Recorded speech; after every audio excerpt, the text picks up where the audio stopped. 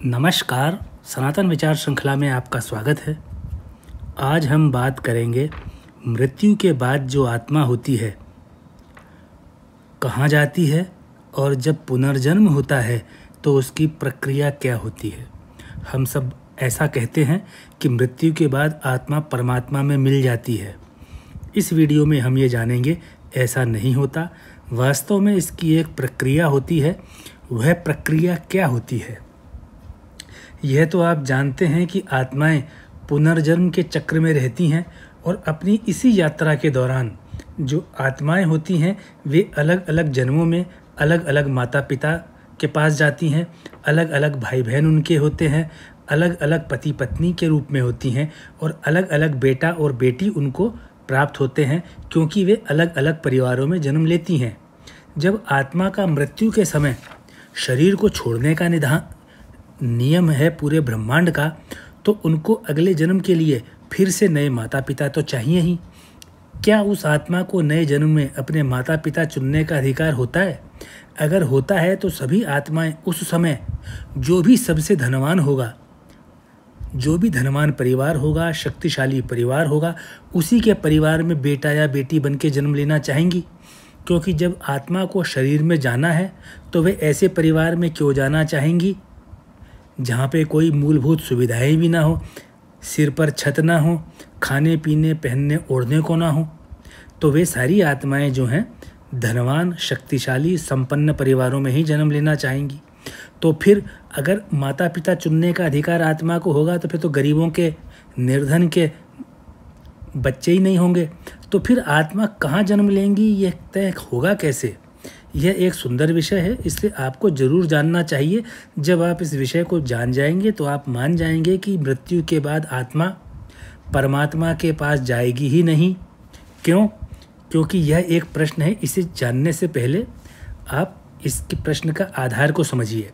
प्रश्न यह है कि आत्माओं को अपने लिए माता पिता चुनने का अधिकार नहीं है, तो एक शरीर छोड़ने के बाद उस आत्मा को कौन से माता पिता मिलेंगे, यह किस आधार पर तय किया जाता है? इसको जानने के लिए विचार करना होगा कि कोई है जो उन आत्माओं को उनके पूर्व जन्म के कर्मों के अनुसार नए जन्म में उनके माता पिता का निर्धारण करता है और आत्माओं को उसका आदेश मानना होता है।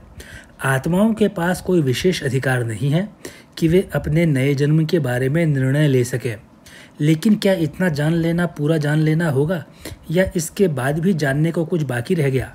बिल्कुल, अभी बहुत कुछ बाकी रह गया है और जो बाकी बचा है वही सब कुछ है। इसलिए जानिए कि जब आत्मा एक शरीर छोड़ती है तो वह आत्मा अपने पूर्व जन्मों को अपने सामने चलते हुए चित्र की भांति देखती है कि उसने कितने जन्म जिए, उसमें किस किस शरीर में थी, उसने क्या क्या किया, वह उसको सब पूरा दिखाई देता है और पुराने सभी अनुभवों को याद भी करती है। यह समय हमारे लिए तो बहुत थोड़ा होता है, किसी की मृत्यु हो रही है, सेकंडों का काम है, लेकिन आत्मा के लिए उतना समय बहुत ज़्यादा होता है, काफ़ी होता है, क्योंकि ब्रह्मांड के अलग अलग आयाम में समय अलग अलग है। जितने समय में धरती पर 100 वर्ष निकलते हैं उतने ही समय में दूसरे लोक में 1 सेकंड भी नहीं निकल पाता है। वैसे सनातन शास्त्रों में इसके प्रमाण दिए हुए हैं।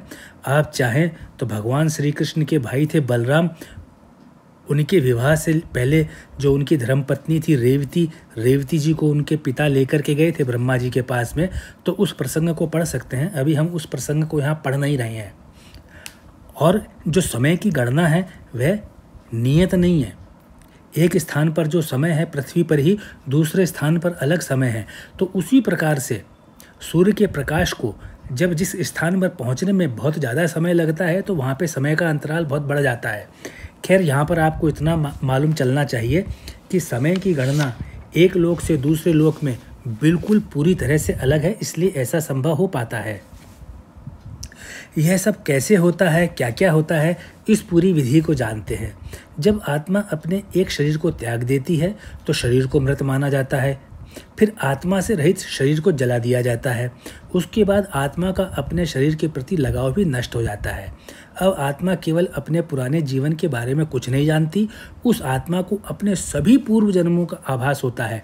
वह केवल इतना नहीं जानती कि मेरा जीवन यह था, नहीं, वह एक आत्मा है और अब तक इतना जीवन इस प्रकार से ले चुकी है।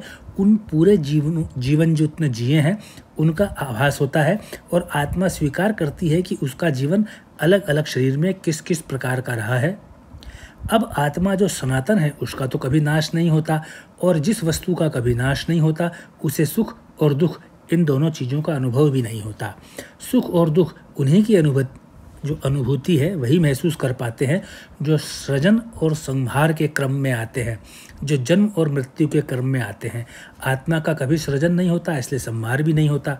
आत्मा केवल विलीन होती है, वो भी अपने मूल स्थान में, और आत्मा का मूल स्थान परमात्मा है। इसलिए मृत्यु के पश्चात आत्मा शरीर से निकल करके परमात्मा में मिल जाती है, ऐसा साधारण रूप से माना जाता है। फिर आप जरा सोचिए, क्या ऐसा ही होता है?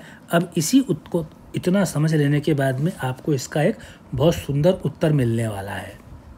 अब जब आत्मा शरीर को छोड़ने के बाद परमात्मा में विलीन हो गई तो इसका मतलब है कि आत्मा शुद्ध है, और जब आत्मा एक शरीर से निकल करके परमात्मा में पहुंच गई तो फिर परमात्मा से निकल करके वापस किसी दूसरे शरीर में जाएगी, फिर वो अपने पिछले जन्मों के कर्मों को भोगेगी। तो शुद्ध आत्मा के साथ में ऐसा क्यों होगा? क्योंकि वह तो अब परमात्मा से निकल करके आई है, और परमात्मा तो स्वयं अनंत कोटि ब्रह्मांड के स्वामी हैं। उनके पास पहुंची शुद्ध आत्मा को अगले किसी भी जन्म में कष्ट तो कभी नहीं भोगना चाहिए, लेकिन ऐसा तो नहीं होता है। हम देखते हैं कि बहुत से लोग बहुत बहुत कष्ट भोगते हैं। पूरे जीवन केवल कष्ट भोगने वालों की इस संसार में कोई कमी नहीं है। तो फिर आखिर में ऐसा क्यों होता है? होता क्या है? होता ऐसा है कि जो एक आत्मा अपना शरीर छोड़ने के बाद परमात्मा में मिल जाती है वह तो कहलाता है मोक्ष, जिसे अंग्रेजी में साल्वेशन या लिबरेशन कहते हैं। उसको जन्म और मरण से छुटकारा मिल जाता है। लेकिन हम बात कर रहे हैं उन आत्माओं का जिनका जन्म अभी हो रहा है।